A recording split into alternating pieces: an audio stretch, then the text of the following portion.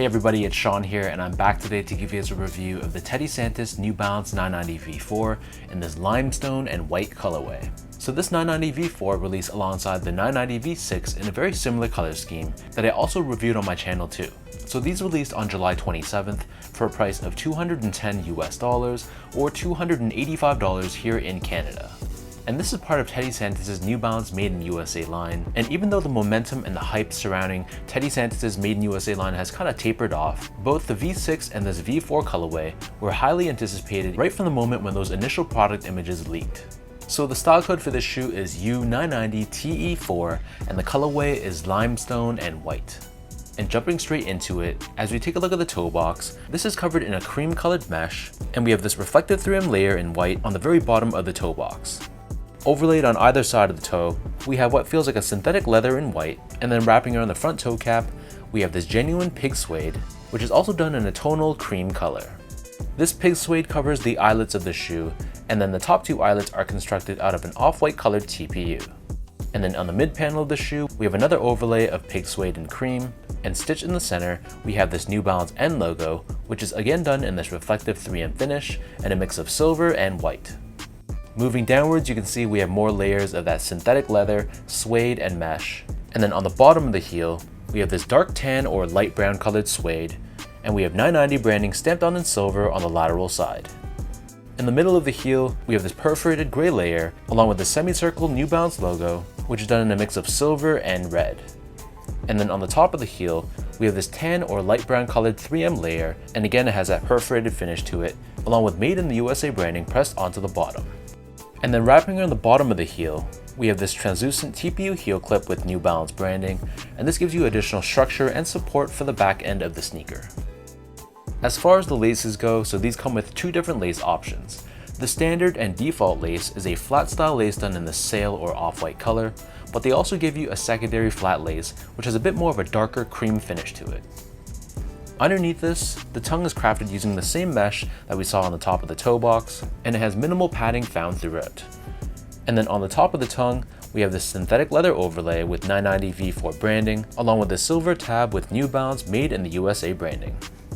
The back of the tongue and the inner liner of the shoe, this is covered in a white colored mesh, and then moving on to the insoles, these come with a very well padded foam lined insole, and we have New Balance branding stamped onto the heel in gray. So the upper of the 990 V4 sits atop this full-length absorbed foam midsole, which is a New Balance cushioning technology. So the midsole is given this off-white or sail color on the forefoot, we have this hit of gray on the lateral side of the heel, and they also incorporate end cap technology, which is this cream-colored wedge that you see on the heel of the shoe, and this, for those who aren't familiar with it, is a dual-density foam setup consisting of a softer EVA core in the middle, surrounded by a stiffer polyurethane rim on the edges, which gives you that good balance of softness and support. And then finally, turning this pair over to the bottom, so this is your typical 990 V4 outsole, and in this case it's crafted in a mix of sail and gray colored rubber. We have these three horizontal grooves on the forefoot to give you added flexibility, and then in the middle of the outsole, we have this dark tan or light brown colored TPU shank plate, which is there in place to help with torsional rigidity and midfoot support. So that breaks down the look and the construction of these V4s, and for those wondering about sizing, my foot measures as a true size 10, slightly on the wider side, and I usually go down to a 9.5, which is a half size down in a lot of Made in USA New Balance shoes, including the 990 V3, V4, V5, and V6, the 992, and the 993. And in comparison, I stick true to size or a size 10 in other New Balance silhouettes like the 2002R, 1906R, 860 V2, and a lot of Made in UK models like the 991, 1500, and 1530. Even though my feet are a little bit wider, going half size down in the V4 it fit me perfectly fine. The length of the shoe was good, there was about a finger's width between the top of the shoe and the top of my toe, so I thought the fit of the shoe going half size down was perfect. If, however, though, you're someone that normally sticks true to size across the board in New Balance Made in USA shoes, then I would just stick with that exact same size for this pair and you should be okay. Moving on to the comfort, so these are an extremely comfortable shoe, and in my opinion, if you've worn the 990 V3 before, it's very similar in many respects. It's a very well balanced shoe in that it gives you an adequate amount of cushioning and softness, but you still feel very stable and very secure within the sneaker. So it's not a very soft, mushy cushioning, you're not going to feel fatigue in the arches of your feet, and this is just one of those silhouettes, in my opinion, you can wear for hours and hours on end, and your feet will still feel very good. Finally, in terms of the quality and the craftsmanship, so first off, material quality I was very pleased with. The pig suede they use on this shoe, it feels very nice to the touch.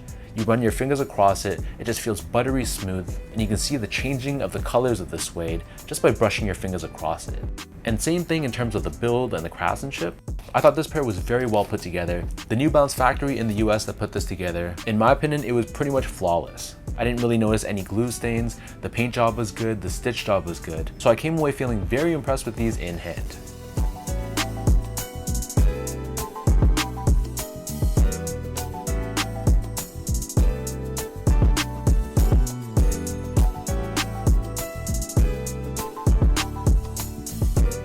So with all that out of the way now, let me toss these on feet.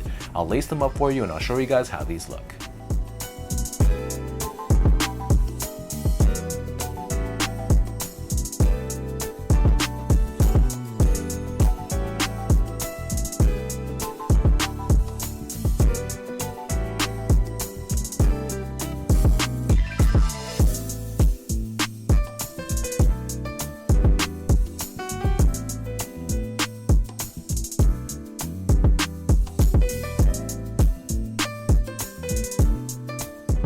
This pair, just like the 990 V6, is a very clean, very simple, and very versatile colorway to rock.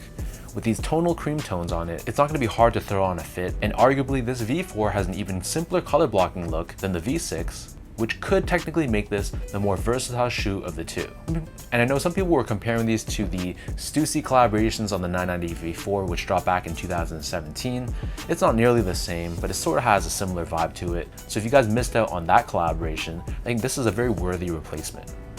But if I had to choose between this one and the V6, I gotta give the edge to the V6s. I prefer the look of the V6 and specifically the color blocking on that pair. I like how it incorporated that darker tan tone on the toe as well as on the heel. It just gives it more of a visually interesting and more balanced look than this V4. But don't get me wrong, this is still an extremely clean colorway, and as of right now, they're sitting on all websites that I've seen, so I would fully expect these to eventually go on sale. So for the right price, I think this is an absolute cop and a must add to the collection.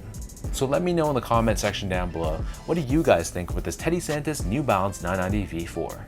What are your thoughts on the tones, the colorway of this shoe, and between this one and the V6, which of the two do you guys prefer, and which of the two do you guys plan on picking up first? If you guys like this video, be sure to like, comment, and subscribe to my channel if you haven't yet. You can follow me on Instagram at esco8, check out my Twitter account at sean.go, and visit my website at seango.ca. So thanks so much for watching. Hopefully you guys enjoyed this review and hopefully it helped you in some way. And I'll catch you guys all in the next one.